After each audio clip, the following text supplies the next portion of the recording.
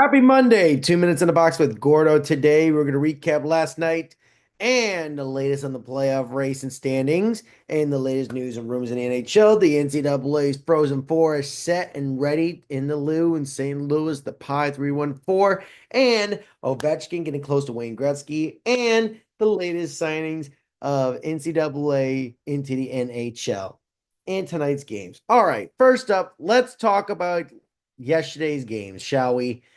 And I gotta say, this is very infuriating and bit of a disappointment. All right, let's put it this way. First game, Florida Panthers lose to the Montreal Canadiens 4-2. I gotta say, Montreal is somewhat of a unique team right now.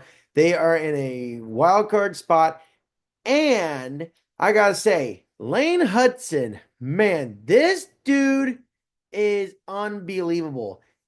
I mean, 54 assists for Lane Hudson.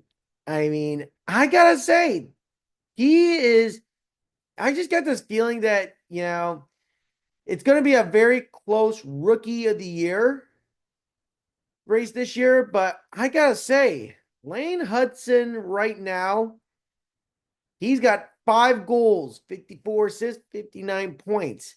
I mean, at the end of the season, I wouldn't be surprised that he gets 10 goals and 65 assists. This guy is magic, and I gotta say he could be a.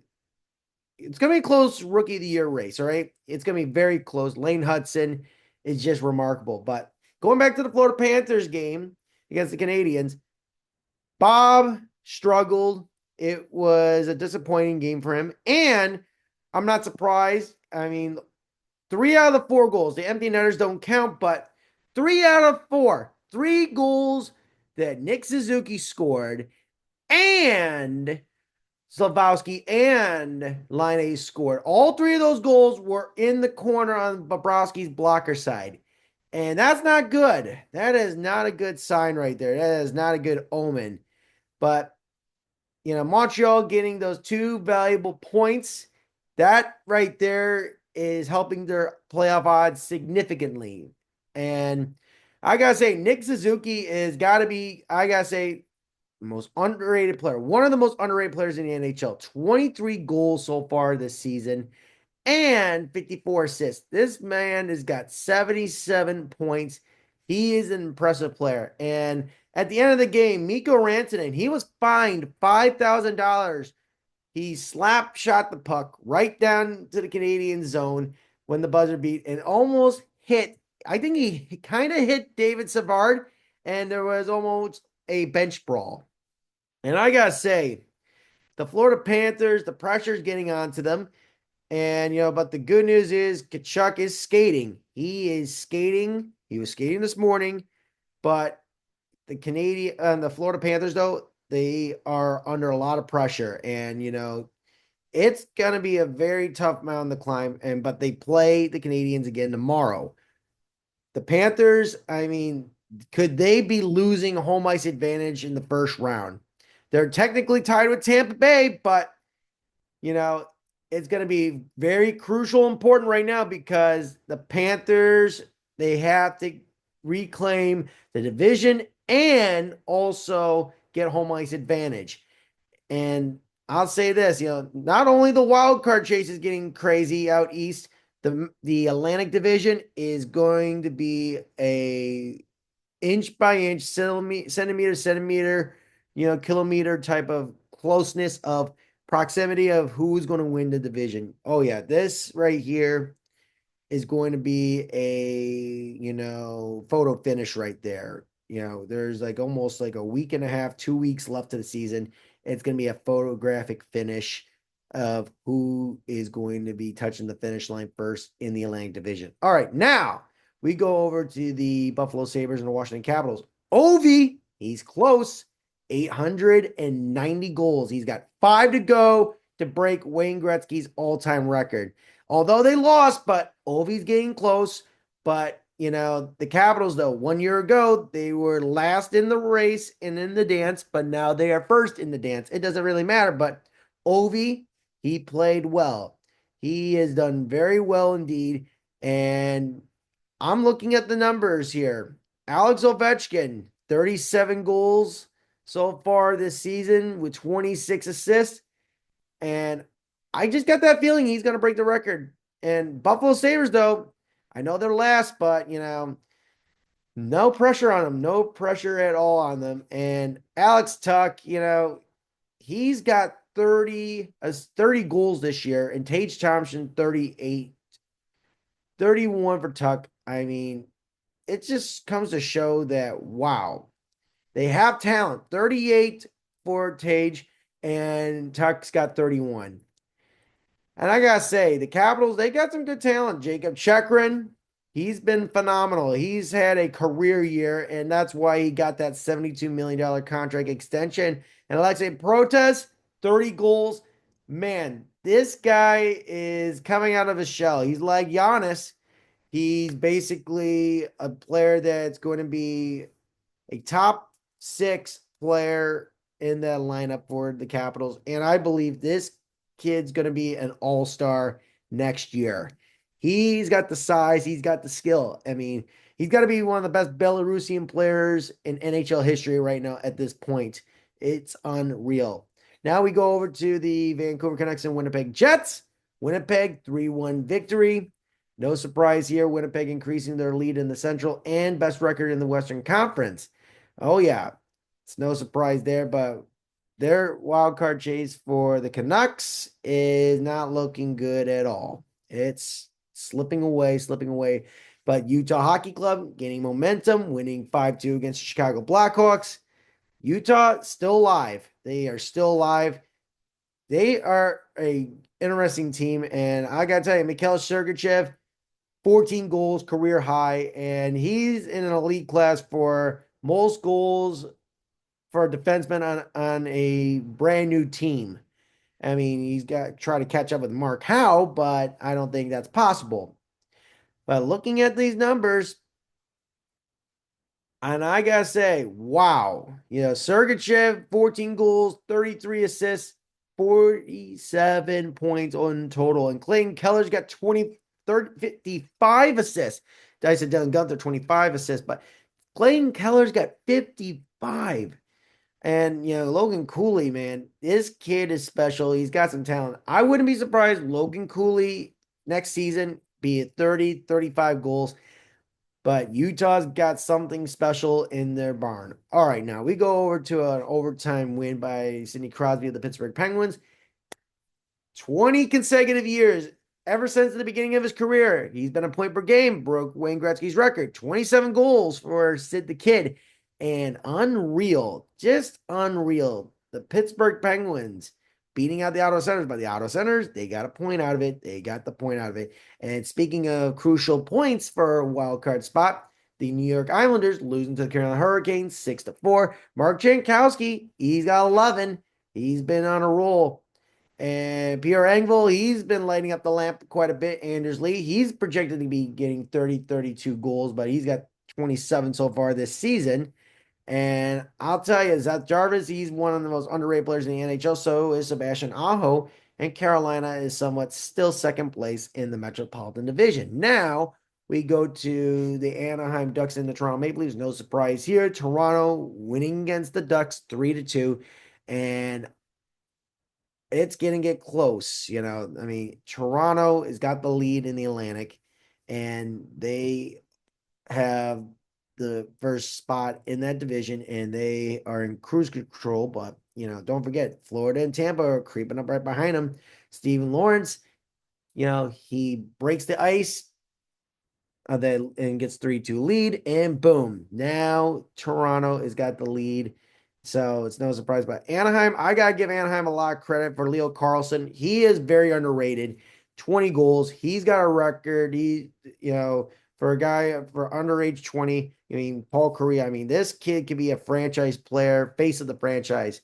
Leo Carlson is somewhat special. I like his game. Cutter Gauthier, he's been having a nice second half of the season. I got to say, Anaheim is building something special, and I like what they're doing out there. With Pat Verbeek and Greg Cronin, they're doing a great job. And I tell the Ducks, keep it up, keep it up. And then what a rough weekend for the San Jose Sharks. Not only that they lost to the New York Rangers 6-1, and Macklin Celebrini getting his car hit by the New York Rangers bus, and now they get hit by another bus in LA. 8-1 LA Kings over the San Jose Sharks. And Adrian Kempe, 30 goals, 31 so far this season. And it's looking good for him. And I'll tell you, Andrei Kuzmenko, he's been a phenomenon, ever since coming on over from the Philadelphia Flyers. He's looking good. I'll tell you, he is looking good for the LA Kings. But who knows if he's going to get renewed for a new contract? But we're going to speculate. I'm going to say maybe, but yeah, maybe for a new contract extension. Kopitar still got it. He's got 42 assists so far this season. And I got to tell you, it's going to be one of those things. In LA, they are invincible at home. Looking at their home record, the LA Kings home record is just crazy. I'm looking at their home record right now. The LA Kings this season at home, 27-4-4. Boy, I would hate to play against them in the first round. Edmonton, you got to do something. You've got to do something. And going back to Andrei Kuzmenko, 3 goals, 7 points in 6 games. He is looking back like his old self during the Canucks a few seasons ago when he hit 40. All right now. So let's get to the standing update, shall we? Toronto first with 94 in the Atlantic. Tied second is Tampa and Florida with 91 each. Washington 103, top of the Metro. Carolina second, 94. Third, New Jersey with 85. Wild card, meanwhile, you've got Ottawa at 84 with the wild card 1. Montreal Canadiens with the wild card 2 at 77. Meanwhile, it's the New York Rangers with 77. The Columbus Blue Jackets with 75. The Detroit Red Wings at 74. And Islanders as well with 74. And now we go to the Western Conference. Winnipeg Jets, top of the Central Division, 106. 100 for the Dallas Stars at second place. The Colorado Avalanche third with 93. Meanwhile, in the Pacific Division, you got the Vegas Golden Knights with 98. The LA Kings with 91. Edmonton Oilers with 89. And I'll tell you, I think the LA Edmonton series will be very underrated. And I just got that feeling we're going to see a bloodbath. But somehow, I just got this feeling that LA might take down the Western Conference champs of last year. And meanwhile, out in the wild card 1, we've got a tie between the Minnesota Wild and the St. Louis Blues, both with 87. Depending on what happens, we'll get over to the schedule. But meanwhile, you've got teams like the Vancouver Canucks with 81. They are 6 behind. 7 points behind are the Calgary Flames with 80. And then 9 for Utah Hockey Club, who are still in the playoff race. And let's get to tonight's games. We got 4, okay? You've got Minnesota Wild against the New Jersey Devils. It was a home and home, but now I got to say this. Minnesota wins, they increase the wild card 1 odds as their wild card 1 spot. And meanwhile, the Devils, they got 3rd place in the Metropolitan. That's going to be a very close game. I'm going to look forward to this. I just got to go in New Jersey on this one. Then you've got Nashville and Philly. Both teams have had struggles, but I'm going to go Philadelphia. And then you got Calgary and Colorado. Colorado's got to increase their 3rd spot in the Central Division. And then meanwhile, the last game of the night is the Dallas Stars against the Seattle Kraken. Dallas has got their playoff spot clinched already. Dallas, boom. So now let's get to the interesting signings of the day. Okay, so NCAA hockey signings. We had some very interesting signings indeed. Gabe Perreault, Yannick Perreault's son, former first-round pick of the New York Rangers, and also Boston College royalty, has signed a 3-year entry-level deal with the New York Rangers. Cal McCarr's younger brother, who played at the University of Maine, Taylor McCarr, signed his 1-year entry-level deal, won't be starting up till next season. And then Washington Capitals signed David Gutierrez to a 2 year entry level deal. And then the Lightning has signed Lucas Mariucci, 2 year entry level deal. And Lucas Mariucci played his college hockey. Hold up.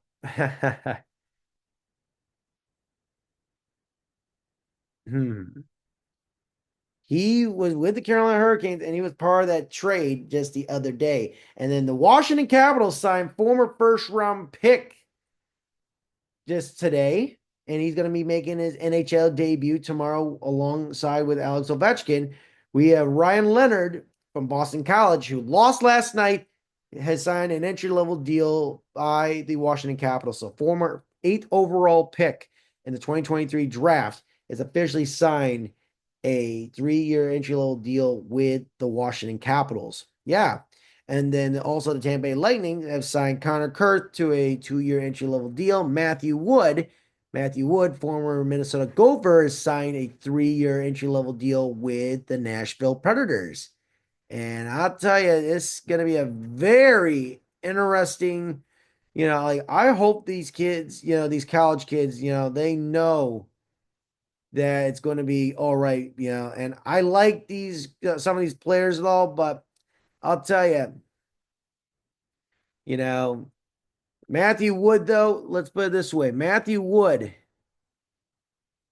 you know, 10 goals, 29 points this season with the Gophers, and it's a good signing, though. And then Sam Renzi signs a 3 year entry level deal with the Chicago Blackhawks. Renzi played his college hockey, in the Big Ten, and he was with the University of Minnesota. And Minnesota's losing some key players, and they lost to UMass in the first round of the regionals of the NCAA. And Jacob Battaglia signs a 3 year entry level deal with the Calgary Flames. And then Carson Dewart, 2 year entry level deal with the Philadelphia Flyers.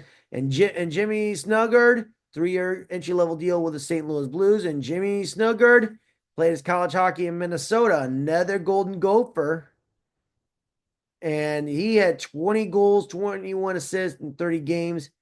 And I'll tell you, this is going to be one of those things saying, yeah, he's going to be very good with the Blues. And I really like what he's got to offer. And, his contract, some of these guys' contracts won't be starting up till next season. And Tapaya Leinonen signs a 3 year entry level deal with the Buffalo Sabres. And I got to tell you about these NCAA contracts. All right.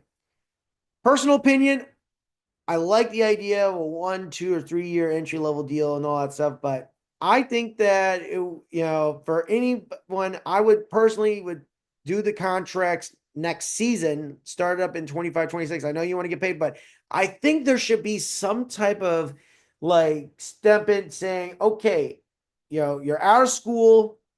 Can I get like some like amateur PT, like some PTO type of contract, like paid type of deal that I can get paid the rest of the season, and then my entry level deal doesn't start till next season. I think that would be a good deal, and I don't want to burn off, any more of my contract terms. So my 3 year level deal would start the next season. So, or 2 year deal. I would be like, okay, I get my entry level deal next season, and then for now, I get something for the rest of the season, get like a 10 game deal and get paid my 10 games, and then the next season, your entry level contract begins. So basically, you get a half standard contract, get your money quick, and then your entry level deal begins the very next season. Yeah, that's how I want to approach it with the NCAA into the NHL. That's how I think it would be. So, yeah, and going back to the NCAA Frozen Four, you've got Denver, Western Michigan, and then you got BU, Boston University against Penn State. Um, I've gotta say, I think Denver's a dynasty. I think they're gonna be a powerhouse. I think they're gonna be beating Western and then also along with Boston University against Penn State. I gotta say Boston University, and I think it's gonna be Boston University against Denver, and Denver wins it. That's where I'm seeing and drawing the line. And oh yeah, and I want to go back to the Montreal Canadiens, Florida Panthers, like besides the Mika Rantanen thing, but I forgot to mention that Brandon Gallagher made some interesting comments about the how the game was. It was lack of officiating and the lack of, play of like how the game was being structured and played out. And he was saying that the referees were favoring the Florida Panthers over the Montreal Canadiens, and he's not wrong. I gotta say, I think it's an inside job. Sometimes I believe that the referees want to dictate how the game and the flow of things are gonna go. And yeah, I don't blame Brandon Gallagher for saying it. Like I was suspicious with him too, with this whole with the officiating of yesterday's game. And it just didn't feel gritty and grimy. I just feel that it had to be something, and like I don't know why Brandon Gallagher had to bitch and complain about this game. And I just say that you guys got two very valuable points. Why are you bitching about the officiating of the game just because of some bias because it's America against Canada and all that crap? Stop, stop, stop. Listen, at the end of the day, you guys got 2 points. Who cares? You guys are still in the wild card chase. Why are you bitching and complaining about the play of the game? You guys won. Nobody cares. All right, now, Gabriel Landeskog back on the ice for the Colorado Avalanche, yet again, doing a full speed practice. I just don't know. I mean, you got your cup. And I don't know. I just think the journey. I mean, I would love for the guy to play in the NHL again, but I don't know if it's too late or not. But yeah, I mean, it's not like Peter Forsberg back in the day. Like Forsberg had ankle problems and Landeskog got knee problems.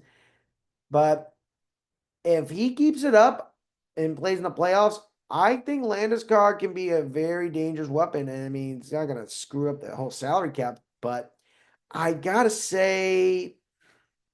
You know, Colorado could be a very dangerous team, but don't forget them and Dallas in the first round. That's gonna be a war, all right? That's gonna be a war.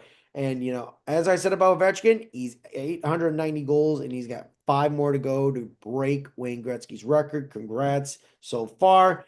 And now let's get to Matthew Tkachuk skating with the Panthers. He was doing like a private workout. He's skating, which is good news. And Johnny McAvoy is also back on the ice along with the Boston Bruins. Yeah, you know, very newsrific indeed.